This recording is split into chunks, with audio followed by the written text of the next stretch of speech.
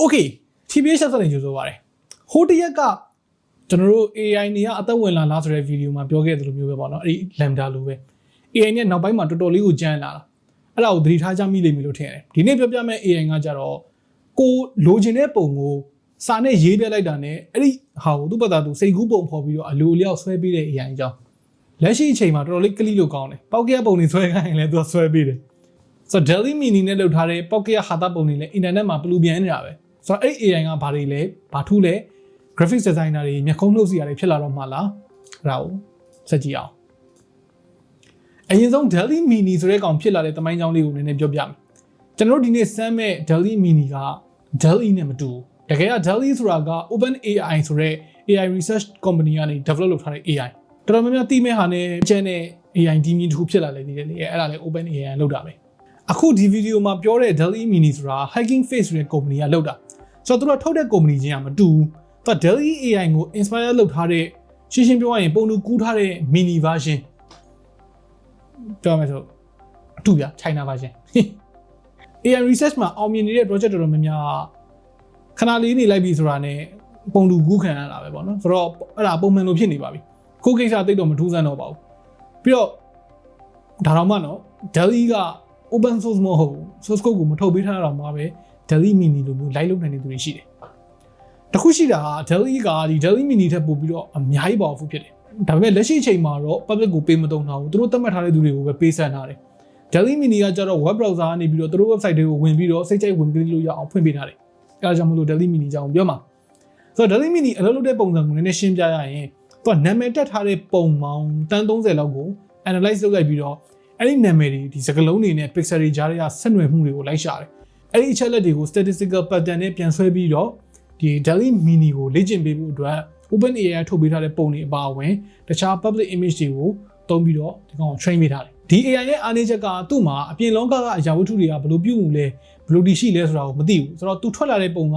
physics အမှားလေးတွေဖြစ်နေတာမျိုးတွေရှိနိုင်တယ်ပြီးတော့စကားလုံးတချို့ကလူတွေနားလဲတယ်လို့မျိုးမဟုတ်ဘဲနဲ့ AI ကသူ့ဘာသာသူထင်လို့ထင်လိုက်တာမျိုးလည်းရှိတယ်သဘောကျစရာကောင်းတာ artwork တွေကိုပါဆွဲပေးနိုင်တာဥပမာကိုဆွဲခြင်းတဲ့ပုံကိုရေစေးတာမှမဟုတ်စီစေးနဲ့ဆွဲစေခြင်းတယ်ဆိုလို့ရှိရင်အနောက်မှာ water painting oil painting ဆိုတာမျိုးကိုထည့်လိုက်လို့ရတယ် Harry Potter oil painting abstract တို့ realism လို့လိုမျိုးအဲ့လိုပကြီးတွေလည်းဆွဲခိုင်းလို့ရတယ်ဗျာ anime style ထိပါရတယ်အဲ့ချက်ကတော့မိုက်တယ်ဆိုတော့လက်ရှိအချိန်မှာကျွန်တော်တို့စမ်းကြည့်ရတဲ့လောက်က Dall-E Mini ကထုတ်ပေးတဲ့ပုံတွေကကျွန်တော်တို့ရေးလိုက်တဲ့စာတော်တော်များများကိုများသောအားဖြင့်မှန်မှန်ကန်ကန်ထုတ်ပေးနိုင်တယ်ပုံကိုကြည့်လိုက်တာနဲ့ဘာပုံမှန်နားလည်နိုင်တဲ့အနေအထားတစ်ခုထိတော့ရောက်တယ်ဒါပေမဲ့အသေးစိတ်တော့မဆွဲပေးနိုင်ဘူးပြီးတော့ပုံတွေက distort ဖြစ်နေတာတွေ warp ဖြစ်နေတာတွေအဲ့ဒါတွေရှိတယ်တခါတလေမှလည်းကြိုသားဆန်တဲ့ပုံတွေထွက်တယ်အထူးသဖြင့်မျက်နှာတွေကိုအတိအကျမဖော်ပြပေးနိုင်ဘူးသူနားမလဲတဲ့အကြောင်းအရာတွေကိုလည်းသူ for sure ရိုက်ပြီးတော့ပြချင်တဲ့ပုံတွေပြတာမျိုးရှိတယ်ဥပမာအဖြစ် werewolf transforming into tata ဆိုလို့ရှိရင်သူက werewolf ကတက်tata နှစ်ခုတွဲလိုက်တာမျိုးသိရမလားကျွန်တော်တို့စာမရရင်ရောချတယ်လို့မျိုးအဲ့လိုမျိုးလုပ်တယ်ထဲတော့ရေးလိုက်ပေါ့နော်အမှန်လေးတော့ရပါတယ်ဆိုပြီးတော့ဒီကောင်အဲ့လိုထဲချသလိုက်လို့မျိုးပေါ့တကယ်တမ်းကျွန်တော်တို့လိုချင်တာကတမန်ဝင်မလေးဒီ werewolf အဲ့ကောင်ကလိပ်ပုံစံပြောင်းနေတဲ့ပုံကိုလိုချင်တာwerewolf transforming into cat ဆိုလို့ရှိရင်ကြတော့အခုလိုမျိုးနည်းနည်းပို့ပြီးတော့နီးစက်တဲ့ပုံထွက်တယ်ကျွန်တော်တို့ကဒီပုံလောက်ကိုပေါက်တက်ကရဒီကောင်ကိုရှောက်ခိုင်းပါလေလို့ထင်လို့ရှိရင်တခြားသူတွေပေါက်တက်ကရဟာတွေကိုပြ Thanos looking at his mom at Walmart drunk shirtless guy wandering around Mordor CCTV camera footage of Darth Vader breakdancing Darth Vader a hamster Godzilla in somewhere attacking Tokyo what the hell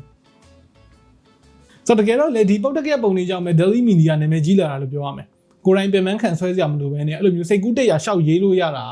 ဘာပဲဖြစ်ကလိကျင်စရာတော့ဖြစ်လာတယ်တကယ်တမ်းကကျတော့ April တုန်းကထွက်ခဲ့တဲ့ Dall-E 2နဲ့ရှင်လိုက်ရင်ဒီ Dall-E Mini ကကစားစရာတာလောက်ပဲရှိတယ် Dall-E 2ကထုတ်ပေးတဲ့ပုံတွေရောပကြီးတွေရော professional artist တွေရေးထားသလိုမျိုးအသေးစိတ်တယ် background တွေကစလို့ AI ဆိုတာထက်လူတစ်ယောက်ကအသေးစိတ်ဆွဲပေးထားသလိုမျိုးအထိကိုအသေးစိတ်ကောင်းတယ်ခက်တာကျွန်တော်တို့ကကောင်းတဲ့ဟာတွေပဲမြင်မှုသေးတာလေဘယ်လိုအားနည်းချက်တွေရှိကြဆိုတာတော့ကျွန်တော်တို့ကိုယ်တိုင်မစမ်းရသေးတဲ့အတွက်ဒါပြောရခက်တယ်ဘယ်လိုပဲဖြစ်ဖြစ်ဒီ AI ကနောက်ပိုင်း graphics design တွေအလုပ်ကိုင်းတွေအနည်းနဲ့အများအစားထိုးလာနိုင်မယ့်အနေအထားမှာတော့ရှိတယ်အပြည့်အဝအစားထိုးလိုက်တဲ့နေရာကိုတော့နှစ်အနည်းငယ်တွင်ရောက်လာမှာမဟုတ်ပါဘူးရောက်လာရင်တော့မှဗျာပလဲအစ်စ်နဲ့မွေးပလဲနဲ့ကွာသလိုမျိုး natural diamond နဲ့ lab diamond နဲ့ကွာသလိုမျိုး ကွာအောင်ပါပဲခင်ဗျားတော့အရင်ထက်အများကြီးပိုကောင်းမှုလိုသွားလိမ့်မယ်လူသားဆန်ဖို့လိုရမယ်ပေါ့နော်ဆိုတော့ဒီဗီဒီယိုလေးပြီးပြီဆိုလို့ရှိရင်အဲ့ဒီ AI ကိုသွားပေါက်တက်ကပုံတွေသွားဆွဲခိုင်းလို့ရအောင်လို့ကျွန်တော် link လေးထည့်ပေးထားမယ်အဲ့ဒီရလာတဲ့ပုံတွေကိုလည်းစိတ်ဝင်စားဖို့ကောင်းတယ်ဆိုလို့ရှိရင်ကျွန်တော်တို့ဒီ comment ထဲမှာပြန်လာမှတ်ပေးပါဆိုတော့တော်တော်ပျော်ဖို့ကောင်းပါပါဆိုတော့ကျွန်တော်တို့အပျော်ဗျာ giveaway လေးလည်းမလုပ်တော့ကြပြီဆိုတော့ဒီ comment တွေထဲကအရည်ရဆုံး photo တစ်ခုပေါ့နော်အဲ့ဒါကိုကျွန်တော်တို့ဖုန်းပေ1000ပဲဖောက်ပေးမယ်ဘယ်လိုရွေးမှာလဲဆိုတော့ဒါကတော့နည်းနည်း bias ပါလိမ့်မယ်ပေါ့နော်ကျွန်တော်တို့ပဲကြည့်ပြီးရွေးမှာပါ random လုပ်မယ်ဆိုလို့ရှိရင်အရည်ရဆုံးပုံကအနိုင်ရမှာမဟုတ်ဘူး okay ဆိုတော့ခင်ဗျားတို့ရောဒီ AI ကိုဘယ်လိုထင်လဲလူတွေရဲ့အလုပ်ကိုင်ခွင့်အလန်းကိုချိန်ချောက်တဲ့အထိဖြစ်လာမယ်လို့ထင်လားအောက်က comment တွေမှာဝင်ရောက်ဆွေးနွေးညှိနှိုင်းလို့ရပါတယ် okay နောက်နေ့မှတွေ့တော့